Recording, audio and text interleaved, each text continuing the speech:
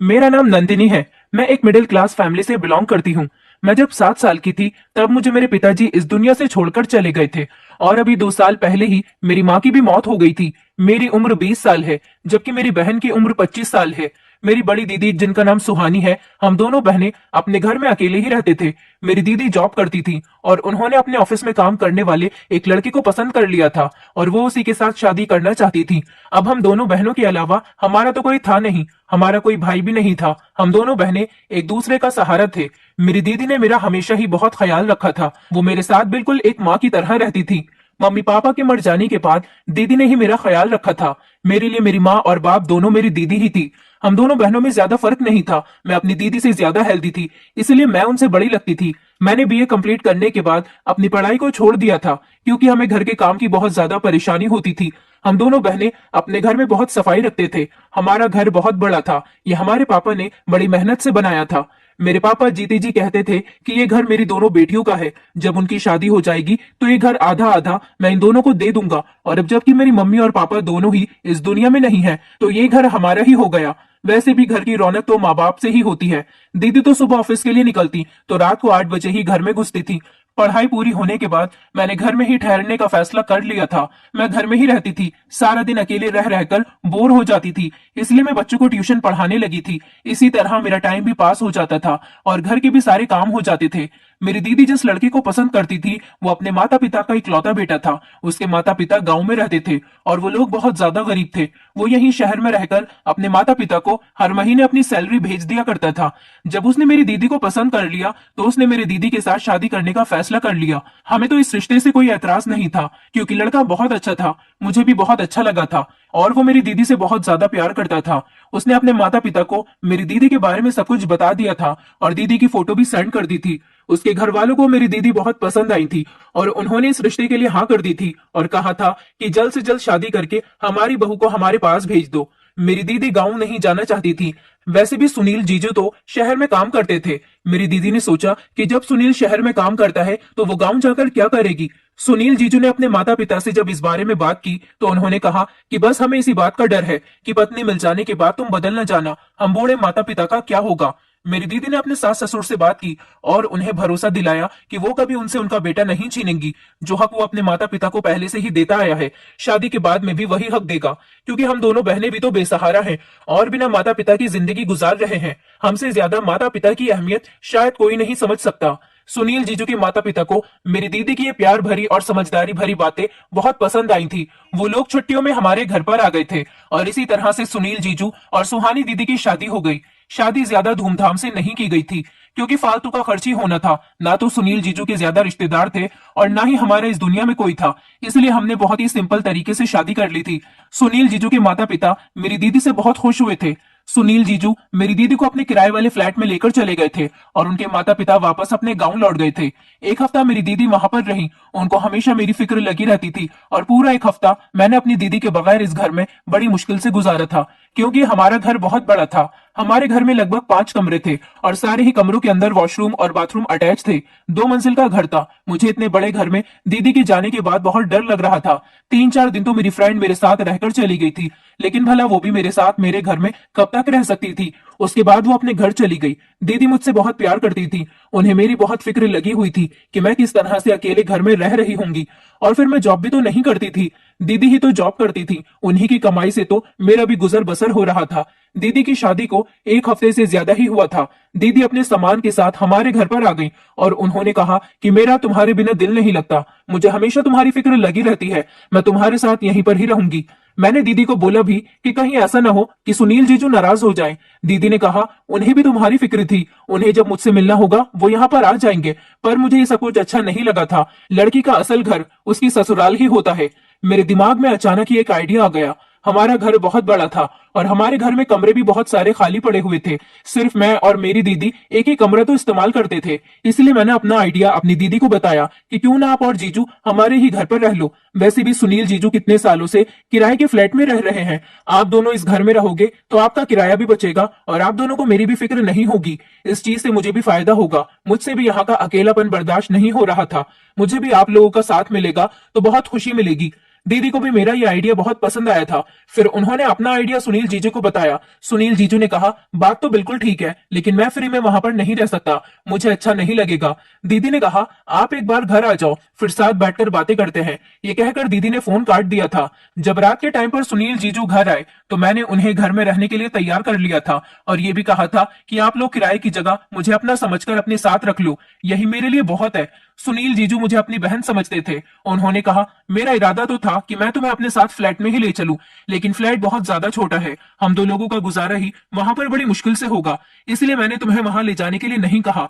मैंने कहा, कोई बात नहीं, अब आप लोग यहाँ पर मेरे साथ रहोगे, अब यही आपका घर है। वैसे भी ये घर मेरी दीदी और मेरा दोनों का ही तो है।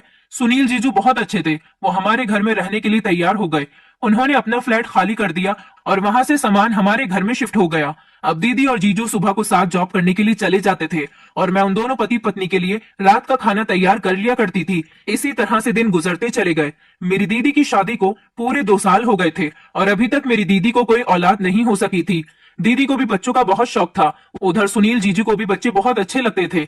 दीदी ने काफी सारे डॉक्टर को भी दिखा दिया था, पर रिजल्ट कुछ भी नहीं आया था। और फिर धीरे धीरे 4 और फिर 5 साल मेरी दीदी की शादी को गुजर गए थे और अभी तक हमारे घर में बच्चों की किलकारी नहीं गूंजी थी। मैं भी अपने घर में रौनक देखना चाहती थी, बच्चों की चहल पहल, बच्चों की आवाजें, उनके साथ खेलना, लेकिन हम सब बहुत मायूस हो चुके थे और अब तो मेरी दीदी भी हार मानने लगी थी।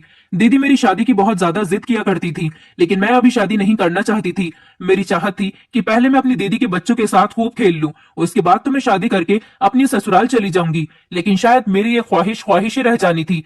किसी ने हमें तीर्थ यात्रा पर जाने की राय दी थी, तो किसी ने हमें घर में हवन करने के लिए कहा था और किसी ने तांत्रिक बाबा के पास जाने के लिए बोला था। मैं खुद दीदी के साथ हर जगह जाती थी, क्योंकि वो भी तो अकेली होती थी। सुनील जीजू तो ऑफिस चले जाते थे। मेरी दीदी ने शादी के 3 साल तक जॉब की, फिर मेरी दीदी की तबीयत खराब रहने लगी थी और फिर उनको प्रेगनेंसी भी नहीं रही थी। इसी वजह से सुनील जीजू ने दीदी की जॉब छुड़वा दी और उनसे कहा कि तुम घर में रहकर आराम करो। दीदी के साथ साथ मैं भी काफी सारी जगह पर जा चुकी थी, क्योंकि मेरी दीदी प्रेग्नेंट होने के लिए बहुत सारी कोशिशें कर रही थी और हर बार उनकी कोशिशें नाकाम हो जाती थी। हम लोगों ने घर पर भी काफी सारे हवन करवा लिए थे और शहर के हर डॉक्टर को दिखा दिया था, पर क्या परेशानी थी कोई भी ये बात नहीं बताता था। बस हर कोई मेरी दीदी को दवाई दे दिया करता था। दीदी दवाई खाते खाते परेशान हो गई थी और हर बार बड़ी उम्मीद के साथ वो दवाई खाती, लेकिन कुछ भी नहीं होता था।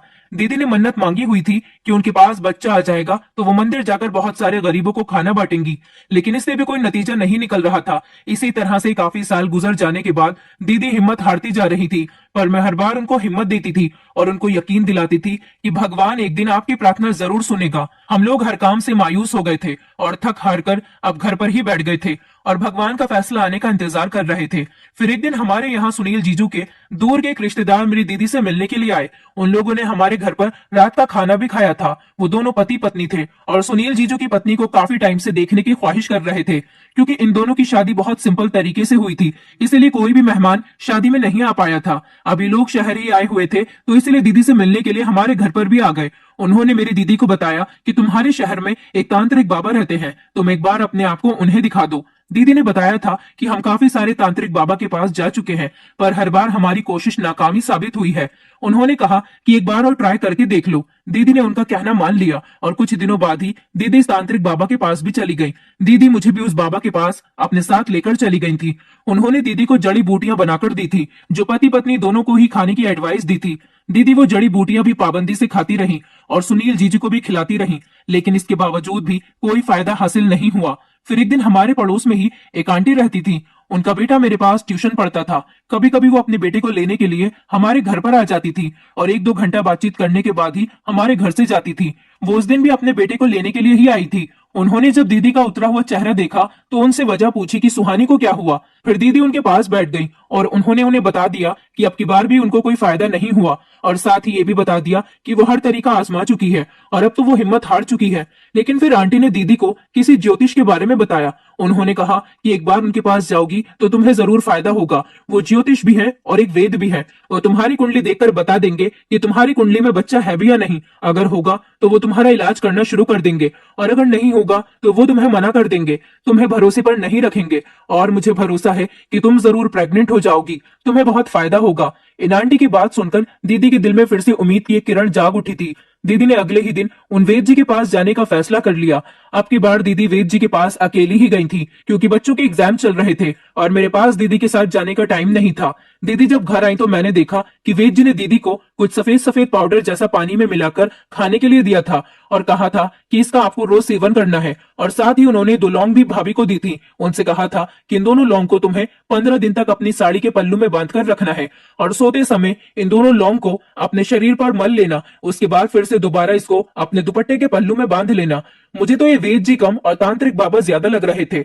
वैसे भी आंटी जी ने बताया था कि वो एक ज्योतिष भी है। दीदी ने उस वेद जी के बताए हुए तरीके के मुताबिक ही सब कुछ किया। उस लौंग को अपने साड़ी के पल्लू में भी बांध लिया और रात को वो उसको मलकर दोबारा से साड़ी के पल्लू में बांध लेती थी। और साथ ही साथ वो उन्होंने जो सफेद पाउडर की पुड़िया दी थी उसको भी पानी के साथ ले रही थी। अगले हफ्ते ही दीदी प्रेग्नेंट हो गई। दीदी जब प्रेग्नेंट हुई तो मैं बहुत हैरान रह गई थी कि ये सब कुछ आखिर कैसे हो गया। दीदी इन 2 चीजों की वजह से इतनी आसानी से प्रेग्नेंट हो गई। भला ऐसे कैसे हो सकता है। फिलहाल दीदी तो बहुत ज्यादा खुश थी, क्योंकि वो मां बनने वाली थी। वो तो खुशी से फूली नहीं समा रही थी।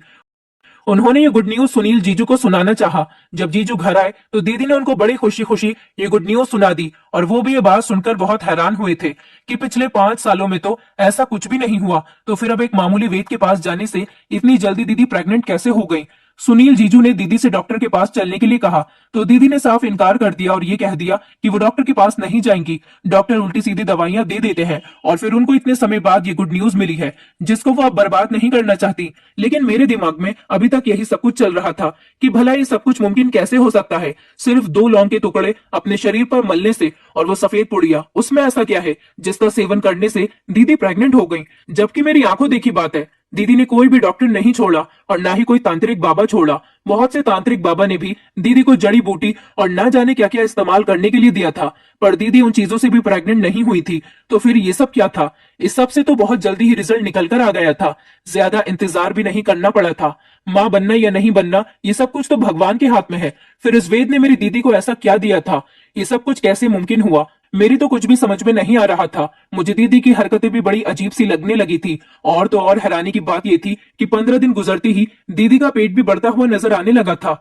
मैं बहुत ज्यादा हैरान रह गई थी कि भला प्रेग्नेंट लेडी का पेट भी तीसरे या चौथे महीने में बाहर निकलने लगता है, पर मेरी दीदी का पेट तो 15 दिन के बाद ही बढ़ना शुरू हो गया था। मैं अगर दीदी से कुछ कहती तो वो मुझे डांट देती थी और कहती थी कि तुम ज्योतिषी जी पर शक कर रही हो। उन्होंने मेरी कुंडली देखकर बताया था कि तुम्हारी कुंडली में मां बनने का सुख बहुत जल्दी है, तुम जल्दी ही मां बन जाओगी। और उनकी कही हुई बात बिल्कुल सही साबित हुई। देखो, मुझे 1 हफ्ते बाद ही गुड न्यूज मिल गई। मैंने अब दीदी से इससे रिलेटेड कोई भी सवाल पूछना बंद कर दिया था, लेकिन अब मुझे ये राज जानने का इंटरेस्ट जागने लगा था।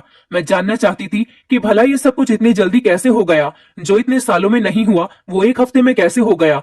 एक दिन मेरी दीदी बाथरूम में नहाने के लिए गई थी और उन्होंने अपनी वो साड़ी उतारकर बाथरूम में ही टंगी रहने दी, जिस साड़ी के पल्लू में वो 2 लौंग बंधी हुई थी। मैं पहले किचन में गई और मैंने गरम मसाले के डिब्बे से 2 लौंग निकालकर अपने हाथ में रख ली और फिर व्हाइट सोडा निकाला, उसकी कुछ पुड़िया बनाई और जाकर दीदी की असली वाली पुड़िया अपने पास रख ली और वो व्हाइट सोडे वाली पुड़िया से बदल दी। उसके बाद मैंने जल्दी से बाथरूम में जाकर दीदी की साड़ी के पल्लू में किचन से लाई हुई लौंग उनके पल्लू में बांध दी और जो लौंग उनके पल्लू में पहले से ही बंधी हुई थी वो अपने पास रख ली। मैंने वो पुड़िया पानी के साथ ली और उसके बाद वो लौंग भी अपने दुपट्टे के पल्लू में बांध ली। मैं भी देखना चाहती थी कि आखिर इतनी जल्दी असर कैसे होता है। मुझे पता था कि मेरे ऊपर तो कोई असर हो ही नहीं सकता था, क्योंकि मैं तो शादीशुदा भी नहीं थी। ये सब किए हुए मुझे लगभग 4-5 दिन हो गए थे और मुझे कुछ भी नहीं हुआ था। मैं बहुत ज्यादा बेफिक्र हो गई थी और समझ गई थी कि ये ज्योतिष मेरी दीदी को बेवकूफ बना रहा है। मैं यही सब कुछ सोच रही थी। रात का टाइम था और फिर मैं सो गई। जब सुबह मेरी आंख खुली तो ये देखकर मेरे पैरों तले से जमीन निकल गई कि मेरा पेट दीदी की तरह बड़ा हुआ था। इसका मतलब मैं भी प्रेग्नेंट हो गई थी। मैं बहुत परेशान हो गई थी कि मेरे पेट को अचानक क्या हो गया। मेरा पेट बिल्कुल प्रेग्नेंट लेडी की तरह हो गया था। मैं परेशान थी कि मेरी तो अभी तक शादी भी नहीं हुई, फिर मैं प्रेग्नेंट कैसे हो सकती हूँ। मैं अब बिल्कुल प्रेग्नेंट औरत की तरह लग रही थी। अब मैं दीदी और जीजू के सामने भी नहीं आती थी और मुझे रह रहकर यह ख्याल आ रहा था कि मैं दुनिया वालों से कैसे नजर मिलाऊंगी। कोई भी मेरी बात पर यकीन नहीं करेगा। मैंने बच्चों के पेरेंट्स को भी फोन करके मना कर दिया था कि वो ट्यूशन पढ़ने के लिए ना आए। मैं कुछ दिनों के लिए कहीं बाहर जा रही हूँ। बच्चों से तो मेरी जान छूट गई थी, लेकिन जो घर के लोग थे उनसे मैं अपनी जान कैसे छुड़ाती। मैं सारा दिन अपने कमरे में ही रहने लगी थी। अपना पेट भी सबसे छुपाकर रखती थी। जैसे जैसे दिन बीत रहे थे मेरा पेट भी बाहर निकलता चला जा रहा था और इसी तरह का पेट दीदी का भी हो रहा था। उनका पेट बढ़ना तो प्रेगनेंसी की निशानी था, पर भला मेरे साथ ये सब कुछ क्या हो रहा था? मुझे कोई देख न ले, इसलिए मैं कमरे से बाहर भी नहीं निकलती थी। दीदी जब मुझे किसी काम के लिए आवाज लगाती तो मैं कोई ना कोई बहाना बनाकर बाहर ना आने पर उनसे इनकार कर दिया करती थी। जीजू भी दीदी से मेरे बारे में पूछते थे कि नंदिनी कहीं दिखाई नहीं दे रही। आजकल वो मुझसे बातचीत भी नहीं करती है। दीदी ये कह देती थी कि शायद उसकी तबीयत ठीक नहीं है, कमरे से ज्यादा बाहर ही नहीं निकलती। काफी दिन तक तो मैंने ये सब कुछ संभाल लिया था, लेकिन एक दिन दीदी मेरे कमरे में आ ही गई थी और मुझे देखकर बहुत हैरान रह गई थी। उन्होंने मेरे मुंह पर थप्पड़ भी मार दिया था और कहा था कि अगर ऐसी कोई बात थी तो तुम हमें भी तो बता सकती थी, हम खामोशी से तुम्हारी शादी कर देते, पर तुम्हें हमारी इज्जत पर दाग लगाने की क्या जरूरत थी? मैं बहुत ज्यादा शर्मिंदा हो रही थी और मेरी समझ नहीं आ रहा था कि दीदी को किस तरह से अपनी सच्चाई का यकीन दिलाऊं। दीदी मुझसे पूछ रही थी कि बताओ ये सब कुछ किसने किया और वो कौन है। मुझसे उनको कुछ बताया ही नहीं जा रहा था और मैं रोने लगी। मेरी आंखों से लगातार आंसू निकल रहे थे। दीदी के बहुत ज्यादा जिद करने पर मैंने उनको बताया कि आपको जो पुड़िया वाली दवाई वेद जी ने दी थी और जो लौंग आपके पल्लू में बांधने के लिए दी थी, वो लौंग मैंने आपके पल्लू से चोरी करके अपने पल्लू में बांध ली थी और आपकी पुड़िया वाली दवाई को भी मैंने बदलकर असली वाली पुड़िया की दवाई को खा लिया था। मैं ये जानना चाहती थी कि आप अचानक इतनी जल्दी प्रेग्नेंट कैसे हो गई थी। बस इसी सब की वजह से मेरा पेट बाहर निकल आया। दीदी मैं आपसे हाथ जोड़कर रिक्वेस्ट करती हूँ कि अपनी बहन पर भरोसा रखो। आपकी बहन ने कभी कुछ भी गलत करने के बारे में सोचा तक नहीं। जो मैं बता रही हूँ वही सच है। यही वजह है कि मेरा पेट प्रेग्नेंट लेडी की तरह लगने लगा। दीदी को भी ये सब कुछ सुनकर बहुत हैरत हुई थी कि मैं तो शादीशुदा भी नहीं थी, फिर मेरे साथ ऐसा कैसे हुआ। फिर दीदी ने मुझे कहा कि तुम अभी कुछ दिन तक अपने कमरे में ही रहना और बिल्कुल भी तुम्हें बाहर निकलने की जरूरत नहीं, चाहे कुछ भी हो जाए, लेकिन तुम अभी कमरे से बाहर मत आना। मैंने दीदी से कहा अगर घर पर कोई आ गया और उसने मेरे बारे में पूछा तो? दीदी कहने लगी मैं उन्हें खुद संभाल लूंगी। मैंने दीदी की कही हुई बात पर यकीन कर लिया था।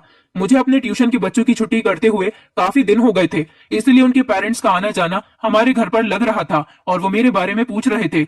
दीदी ने काफी लोगों को तो ये कहकर रवाना कर दिया था कि मैं शहर से बाहर गई हुई हूँ, कुछ दिनों बाद ही वापस लौटूंगी। कोई भी घर पर आता था तो मैं अपने कमरे से बाहर ही नहीं निकलती थी, लेकिन भला ये राज कब तक छुपता? कभी ना कभी तो सबके सामने आना ही था। और फिर एक दिन आ भी गया था। एक दिन फिर से एक बच्चे की मम्मी हमारे घर पर आई, लेकिन वो तो हमारे घर पर जमकर ही बैठ गई थी। दीदी ने उन्हें बताया और उनके सामने चाय नाश्ता भी रख दिया। अब वो दीदी से बातें कर रही थी कि अचानक उन्हें हमारा पूरा घर देखने का ख्याल आ गया। दीदी ने उनसे बहुत सारे बहाने बनाए और ऊपर की पोर्शन वाले सारे कमरे दिखा दिए, लेकिन वो नीचे वाला कमरा भी देखना चाहती थी जिस कमरे में मैं थी, और वो समझ गई थी कि मेरी दीदी उनसे कुछ छुपा रही है। उस औरत को मेरी दीदी बहुत अजीब सी लग रही थी। फिर वो हुआ जिसके बारे में मैं सोच भी नहीं सकती थी। दीदी के पास अचानक किसी की कॉल आ गई।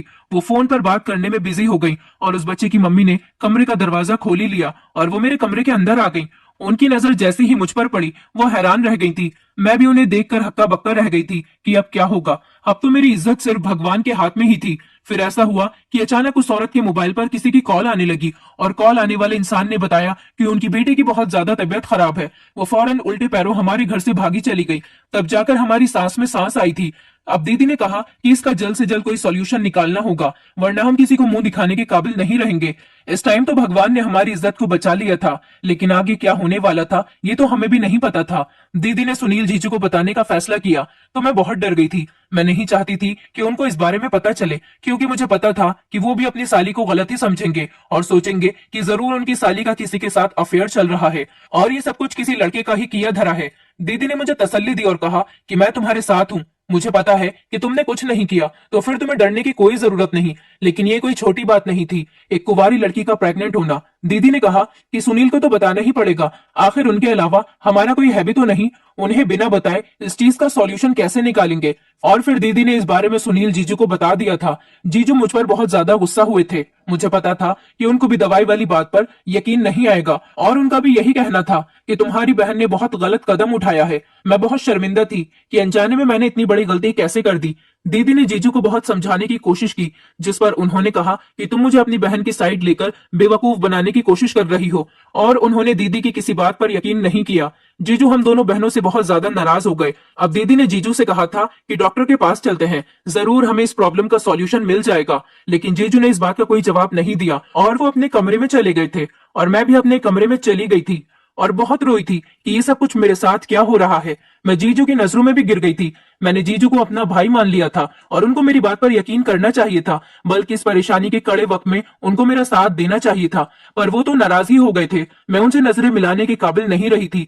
जीजू मुझे जब कमरे से बाहर देखते तो दीदी पर गुस्सा करते थे और उनसे कहते थे कि अपनी बहन को कमरे के अंदर लेकर जाओ, मुझे इसकी शक्ल भी नहीं देखनी। जब मैं घर आया करूं तो ये मेरे सामने ना आया करे। दीदी ने रात के टाइम पर जीजू को सब कुछ समझाया था कि वो लड़की है, हमें उसका साथ देना चाहिए और उसकी परेशानी को दूर करना चाहिए, वरना उससे कौन शादी करेगा। फाइनली जीजू मुझे डॉक्टर के पास ले जाने के लिए तैयार हो गए थे, लेकिन जीजू ने दीदी से सख्ती से मना किया था कि दिन के टाइम पर तुम इसे अपने साथ घर से बाहर लेकर मत निकलना, मौका देखकर ही तुम इसे डॉक्टर के पास लेकर जाना। दीदी मुझे मौका देखकर डॉक्टर के पास ले आई थी। मैं बहुत घबरा गई थी कि अब क्या होगा मेरे साथ। डॉक्टर के क्लिनिक पर काफी भीड़ थी। वहां पर हम लोग लगभग 1 घंटा बैठे रहे थे, लेकिन जब हमारा नंबर आने लगा तो डॉक्टर के चेकअप करने का टाइम खत्म हो गया था और अब हमें कल फिर से दोबारा यहाँ पर आना था। हम लोग घर चले गए थे। हम लोग घर आए तो जीजू ने दीदी से पूछा कि क्या हुआ, डॉक्टर ने क्या बताया, जिस पर दीदी ने बताया कि डॉक्टर के चेकअप का टाइम खत्म हो गया था, इसलिए हम घर को वापस आ गए और अब हम कल फिर से जाएंगे। मेरी ये रात बड़ी भारी गुजरी थी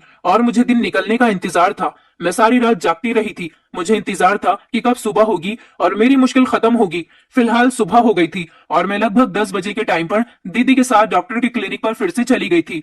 हम लोग चेकअप करवाने के लिए घर से निकल गए थे। दीदी ने अपना चेकअप नहीं करवाया था। मेरा नंबर आ गया था और मेरी हालत बहुत बुरी हो रही थी और मुझे पसीने छूट रहे थे। डॉक्टर मुझे अपने साथ चेकअप के लिए ले गई थी। मेरा चेकअप हो गया था। मुझे तो बाहर भेज दिया गया था, लेकिन डॉक्टर काफी देर के बाद बाहर आई थी और कुछ परेशान लग रही थी। दीदी के पूछने पर डॉक्टर ने कोई सही जवाब नहीं दिया था और कहा था कि मैं कुछ टेस्ट लिखकर दे रही हूँ, वो टेस्ट करवाने के बाद मेरे पास आना। टेस्ट का पर्चा लेकर मैं और दीदी लैब चले गए थे और हमने टेस्ट करवा लिए थे। टेस्ट की रिपोर्ट हमें अगले दिन मिलने वाली थी और अगले दिन का हमें बेसब्री से इंतजार था जब हमें लैब से रिपोर्ट मिलनी थी। जैसे तैसे अगला दिन भी निकल चुका था। हम दोनों बेसब्री से लैब से रिपोर्ट मिलने का इंतजार करने लगे थे। दोपहर के 2 बजे मैं और दीदी लैब चले गए थे। वहां से रिपोर्ट्स लेकर हम फौरन डॉक्टर के पास चले गए। डॉक्टर ने रिपोर्ट देखी और बताया कि ये प्रेग्नेंट नहीं है, सिर्फ पेट में इन्फेक्शन हो गया है, जिसकी वजह से पेट फूल गया और पेट के चारों हिस्से पर चर्बी जम गई है। ये बात सुनने के बाद मैंने तो सुकून का सांस लिया था। मैं बहुत ज्यादा बेफिक्र हो गई थी कि चलो अच्छा है, जैसा मैंने सोचा था वैसा कुछ भी नहीं है। डॉक्टर की बात सुनने के बाद दीदी ने अपना चेकअप करवाया, क्योंकि अब दीदी को गड़बड़ महसूस होने लगी थी। जब दीदी का चेकअप हुआ और अगले दिन दीदी की भी रिपोर्ट्स मिली तो दीदी के तो पैरों तले से जमीन निकल गई थी कि दीदी भी प्रेग्नेंट नहीं है, बल्कि उनका पेट भी मेरी तरह इन्फेक्शन की वजह से ही फूल रहा है।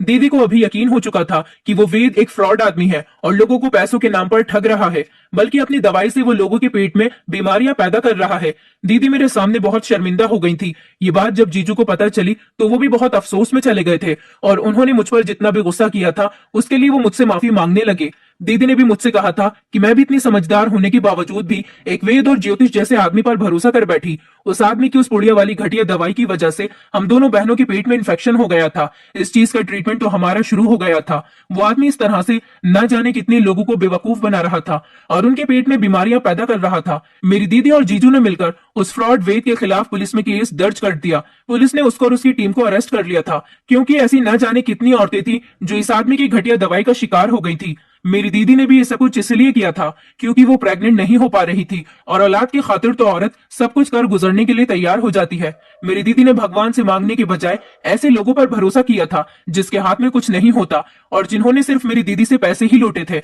मेरी दीदी ने काफी दिनों तक प्रार्थना की और अपनी औलाद के लिए रोती रही। आखिरकार भगवान ने उनकी प्रार्थना सुन ही ली और इस हादसे के लगभग 6 महीने बाद मेरी दीदी प्रेग्नेंट हो गई थी और पूरे 9 महीने होने के बाद मेरी दीदी ने एक प्यारे से बेटे को जन्म दिया। मेरी दीदी और जीजू बहुत ज्यादा खुश थे और अपने बेटे को देखकर फूले नहीं समाते थे। फाइनली मेरी गोद में मेरा भांजा आ गया था और मैं उसे बहुत प्यार करती थी। मेरी दीदी ने कहा था कि अब बस तुमने अपना भांजा भी देख लिया और अपनी गोद में भी खिला लिया, अब 1 साल के अंदर अंदर तुम्हारे लिए अच्छा सा रिश्ता देखकर तुम्हारी शादी कर देंगे। मुझे और क्या चाहिए था। मेरी दीदी अपनी जिंदगी में खुश हो गई थी। बस उन्हें ये देखकर मैं भी खुश हो गई थी। भगवान ने हमें एक बहुत बड़ी प्रॉब्लम से निकाल दिया था। यही हमारे लिए सब कुछ था। मैं आप लोगों से रिक्वेस्ट करना चाहती हूँ कि ऐसे ढोंगी लोगों का शिकार ना हो और बिना किसी भी इंक्वायरी के उनकी उल्टी सीधी दवाइयां ना खाएं। जैसा हमारे साथ हुआ ऐसा आपके साथ भी हो सकता है। ऐसा आपके साथ भी हो सकता है। ऐसे लोगों और फ्रॉड लोगों की दवाइयां खाने से बेहतर है कि आप भगवान के आगे बैठकर प्रार्थना करें, उस ऊपर वाले से मांगे जो किसी को निराश नहीं करता और ना ही किसी की प्रार्थना को रद्द करता है। उसके घर में देर है पर अंधेर नहीं, वो सबके सुनने वाला है। इसीलिए मैं आप लोगों से कहना चाहती हूँ कि फ्रॉड लोगों से बचकर रहें। और अगर आप लोगों को अपने आसपास ऐसा लगता है कि ऐसे फ्रॉड लोग हैं जो लोगों को तरह तरह के झूठे झांसे देकर लूट रहे हैं, तो ऐसे लोगों के खिलाफ कार्यवाही करें और उन्हें अपने एरिया से भगाने की कोशिश करें ताकि वो और लोगों को बेवकूफ न बना सके। दोस्तों, उम्मीद करती हूँ आपको हमारी कहानी पसंद आई होगी। कहानी पसंद आई है तो वीडियो को लाइक करें, चैनल पर नए हैं तो चैनल को सब्सक्राइब करें और हाँ, नोटिफिकेशन बेल को जरूर दबाएं ताकि अगली अपडेट सबसे पहले आपको मिले।